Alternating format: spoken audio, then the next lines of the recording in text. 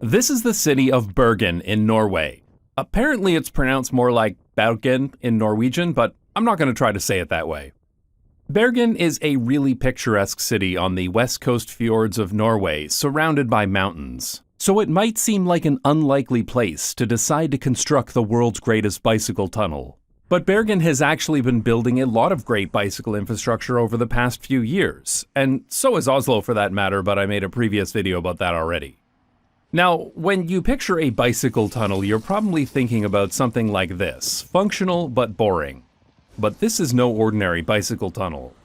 The story about how it was created is actually pretty interesting, and it's a lot nicer than you'd think.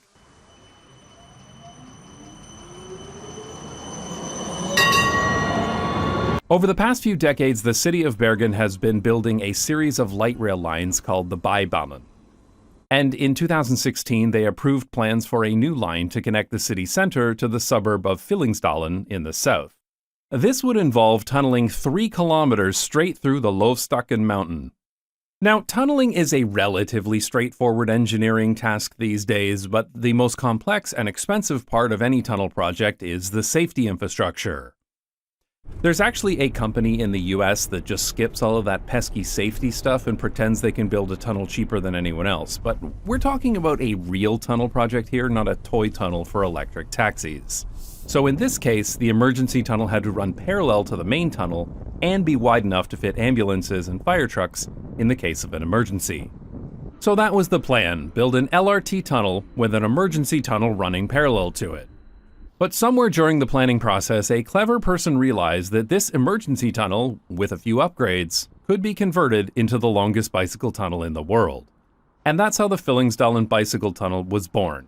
And I have to say, this tunnel is really nice. They went far and beyond the minimum that was required here.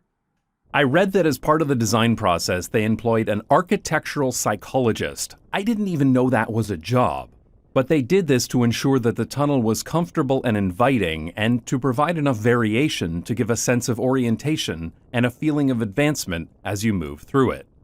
And it really shows. I mean, it's a tunnel, but somehow it's also genuinely interesting.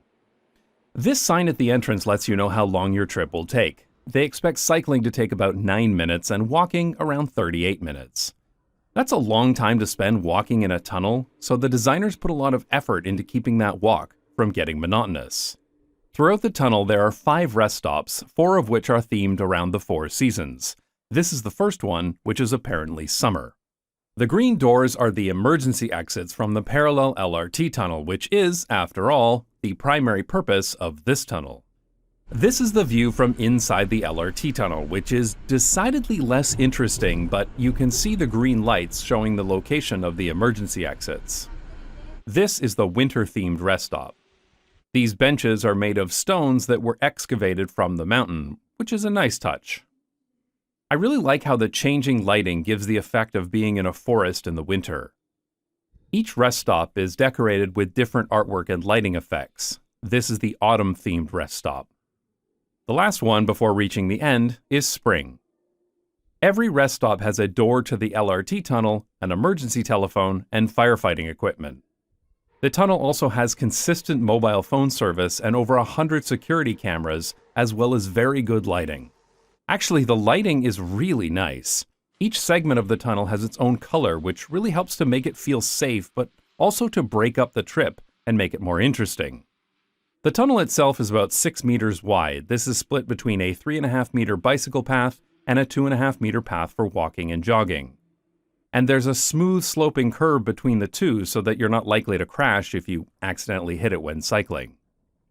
The asphalt cycling path feels very spacious and comfortable for two-way bicycle traffic, which makes sense as it also has to be wide enough for emergency vehicles.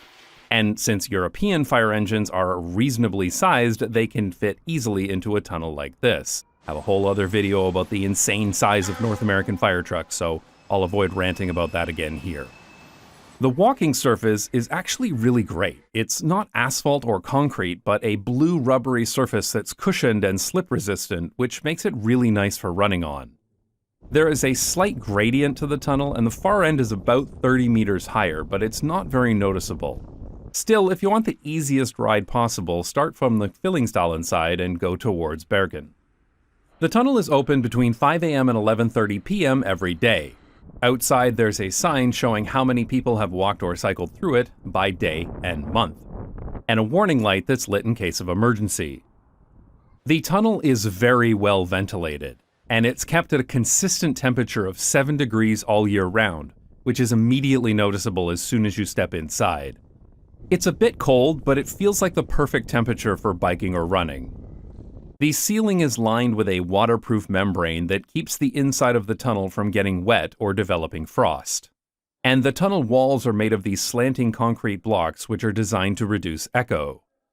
All of these elements come together to make a tunnel that is surprisingly comfortable and inviting, and the perceived safety is very good.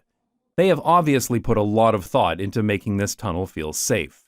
Like, I can't believe I'm getting this excited about a tunnel, but it's a really good tunnel. And I haven't even got to the best part. As you get to the center of the tunnel, there's this huge sculpture called the sundial. It's made of these big, colorful metal panels. The sculpture is lit by dozens of lights and mirrors, so that it feels like it's getting natural light from all angles and making it almost feel like it's outside. The sculpture is bright and colorful and surrounded by seating, which makes it a great place to stop and hang out for a while. The walls are decorated with this nice artwork. And of course, there's the emergency infrastructure, just like the other rest stops.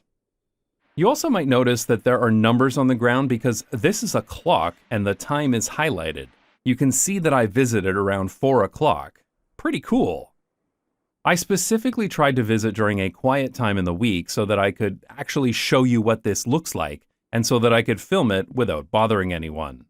Because at other times, it's full of families.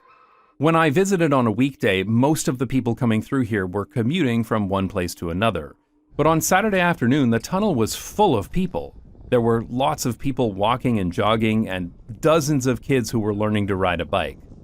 Most of these people weren't going anywhere in particular. I saw so many people get to the end of the tunnel and then turn around and go back. And several people left their water bottles and bags at one end and came back for them after doing a few laps. And fundamentally, that's what's so great about this tunnel. It's not just some low-cost and highly efficient transportation infrastructure to get from one place to another. It's a genuinely enjoyable place to be. And so lots of people and their families come here on the weekend just for fun. I genuinely appreciate that extra time, consideration, and money went into making this project much more than just transportation. There are too many places that build walking and cycling infrastructure as cheaply as possible, which results in forgettable places that you pass through as quickly as possible without thinking about it. But this is not that kind of project. This is so much more than just the longest bicycle tunnel in the world. It's effectively infrastructure as a public space. Like, if you want to get really pedantic, there is a longer tunnel that you can bike through, the Snoqualmie Tunnel in Washington in the USA. Technically, this tunnel is longer at 3.6 kilometers, but it is in no way designed for cycling. It's a disused railway tunnel with no lights, no emergency exits, no ventilation, no bicycle path, no nothing. It's a 100-year-old concrete box through a mountain. This article likens it to Frodo in the Mines of Moria and compares it to a horror movie. Like, I'm sure it's a nice hiking spot, but I just don't consider this to be a bicycle tunnel just because you could theoretically ride a bicycle through it without dying. This is not the same thing as this. The total cost to upgrade this from an emergency tunnel to the nicest tunnel I've ever seen in my life was 300 million kroner, or about 25 million euro. Which I think is a pretty good deal for such a great addition to the city. What's also great is that the cycling infrastructure doesn't just end when you get to the other side. The far side connects to these protected bicycle paths that go farther into the suburbs. And the city side connects to a protected bicycle path that runs along the LRT line and into the city center. These new bicycle paths are completely separated from motor vehicle traffic, and they're very comfortable to ride on. I am always being told by Canadians that the reason we can't build bike lanes in Canada is because of the winter, which is why you'll only find bicycle infrastructure like this in a city without any snow. You know, like Bergen in Norway. Bergen also has a lot of hills, the other popular excuse of bicycle infrastructure detractors.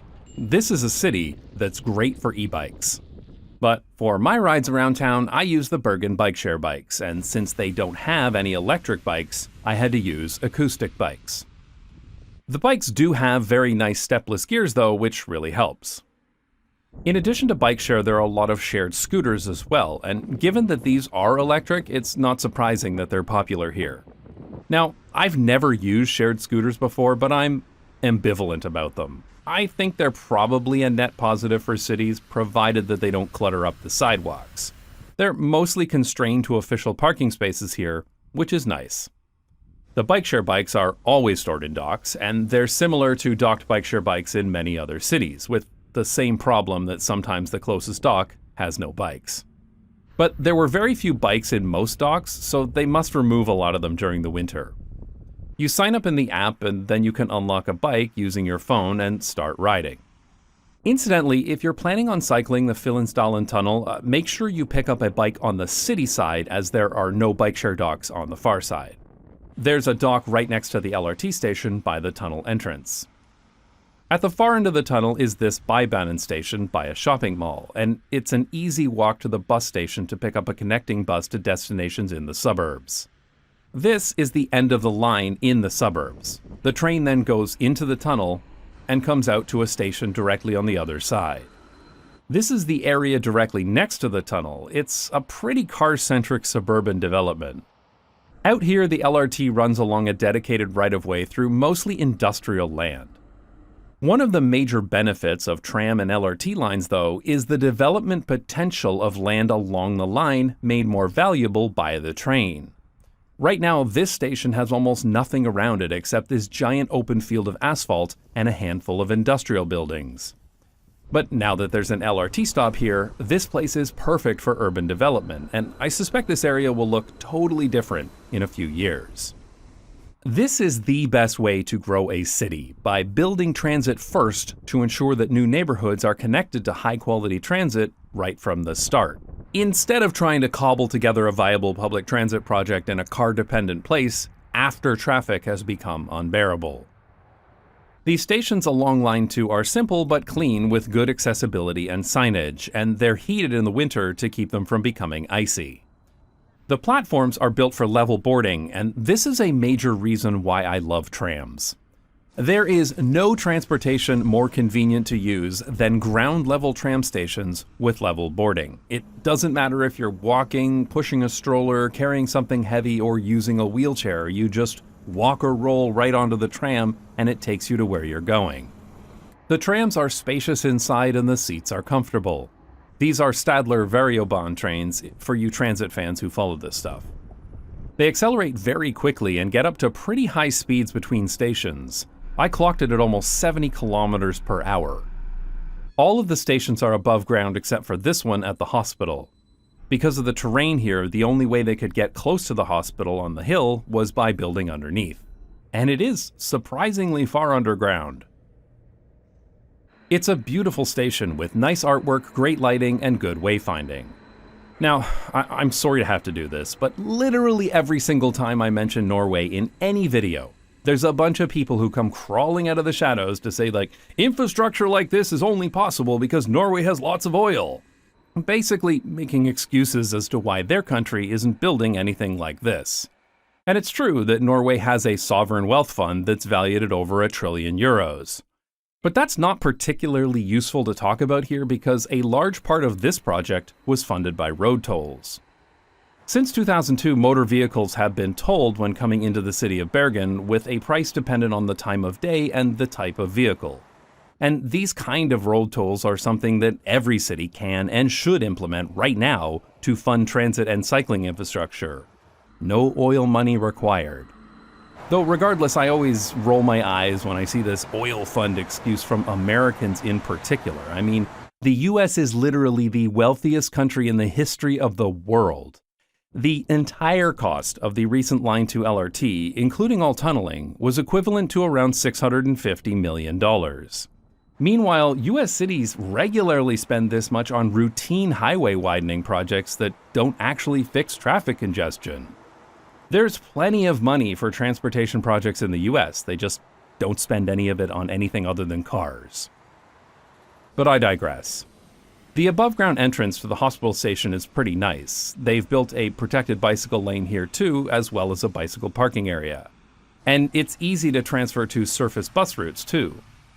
Incidentally, Bergen is the only city in Norway with trolley buses. These work particularly well in hilly places like this. These newer trolley buses can also disconnect from the overhead lines and run short distances on battery too. A lot of the buses here are electric, and they plan to phase out all fossil fuel buses by the end of the decade. And Bergen has a lot of buses in general. You'll notice almost every time I show footage of a road, there's a bus in the shot, and it really did feel like buses were everywhere. I found it very easy to get around by public transit, and I rarely had to wait long for a bus. There's a major bus station right near the city center with local and regional buses too. And okay, I gotta talk about this bus station. It's pretty big, but it's absolutely wild how big the parking garage is above it. There is no way that this city needs a parking garage this big, this close to the city center. But with the new LRT lines, it becomes possible to have smaller park and ride garages farther out in the suburbs so that people can park there and take the LRT into the city center instead of their car. And then this concrete monstrosity can be turned into something more productive. After the bus station, both the Line 1 and Line 2 trams run together to this stop, which is right beside the train station. This station is small but functional, with trains leaving regularly to Oslo and other destinations. Whenever I'm in Norway, I'm always amazed at how easy it is to go skiing by public transit. I saw so many people carrying skis onto the train here in Bergen. This is totally unheard of in Canada, but here you can get on a train, travel for an hour through beautiful landscapes, and get out at Voss, where the gondola to the ski area is literally directly connected to the train platform. I love it.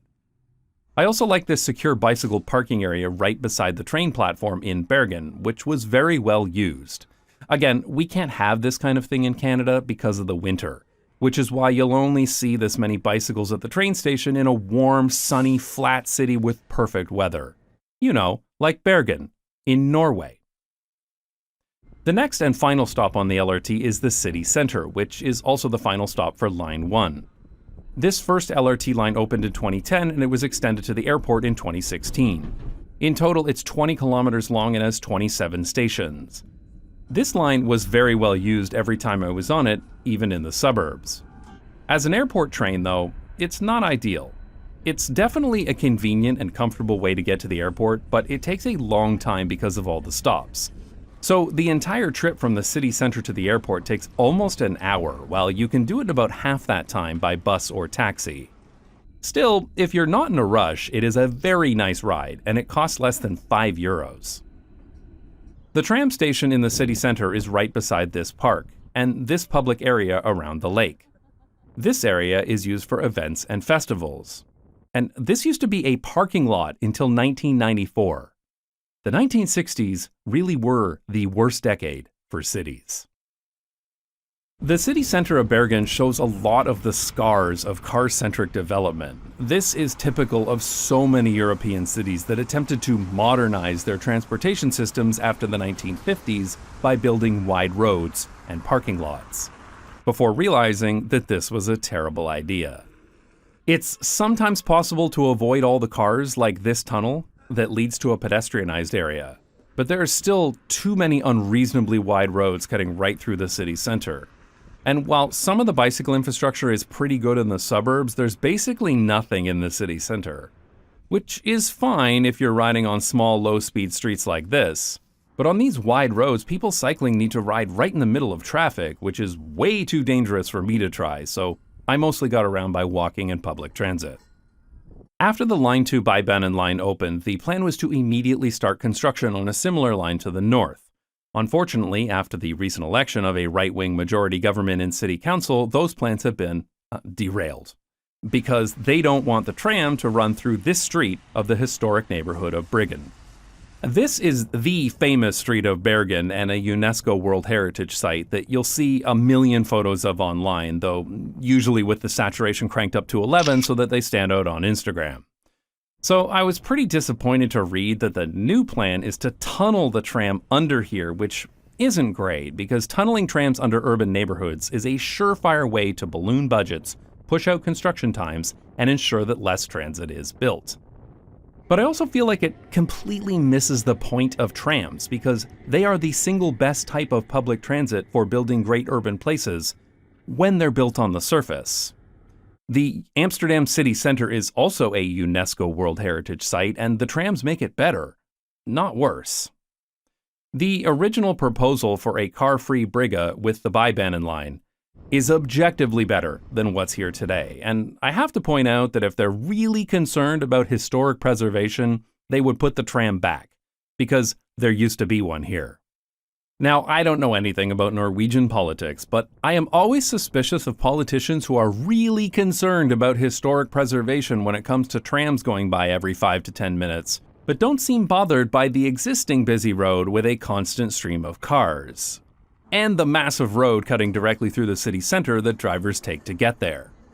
Because in my experience, these types of politicians are usually less concerned about historic preservation and more concerned with making sure that public transit doesn't get in the way of their car. But regardless, whatever LRT project ends up getting built, there's one thing I know for sure. This street should be pedestrianized. For historic preservation purposes, of course. Fortunately, directly opposite this awful asphalt scar through the city center is this really nice pedestrianized area. Amazingly, this used to be a busy road with a parking lot in the middle. Which brings me hope that this horrible sea of asphalt will also be removed someday, and people will wonder why they took so long to remove it. It's always amazing to me how lively a place like this feels when the cars have been removed. Suddenly the streets are full of people. Look at how many people are out on this rainy day in February, compared to the nicest downtown street in my hometown on a beautiful sunny day in July. I'm reminded of when my hometown had plans to build a tram, and many people, including city councilors, claimed that the city was too small to have a tram line, despite the fact that the population is larger than that of Bergen. I think this idea that my hometown is too small comes from its car-centric design, because sure, you see lots of cars everywhere, but you don't see that many people, which makes the city feel lifeless compared to somewhere like this.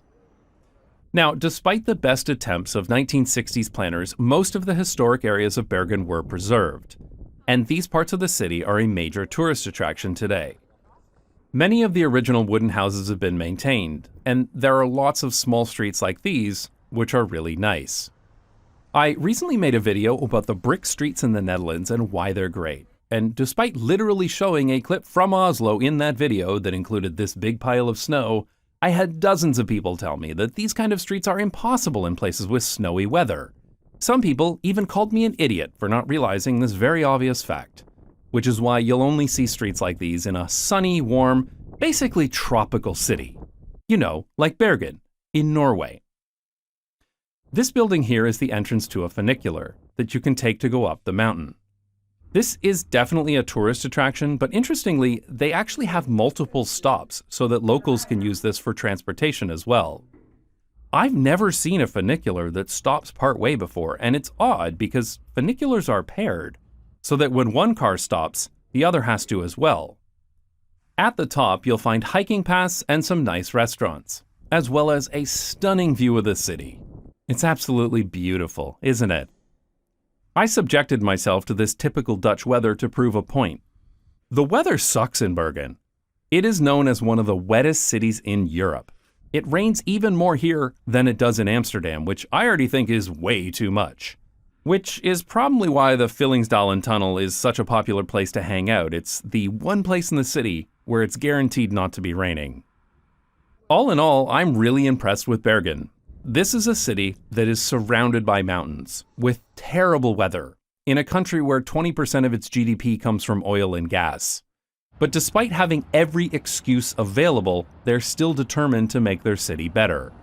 They've been building high-quality public transportation, improving infrastructure for walking and cycling, actively working to reduce car trips into the city, and while they were at it, they built the best bicycle tunnel in the world. I really enjoy visiting great cities and sharing my experiences of what I see there.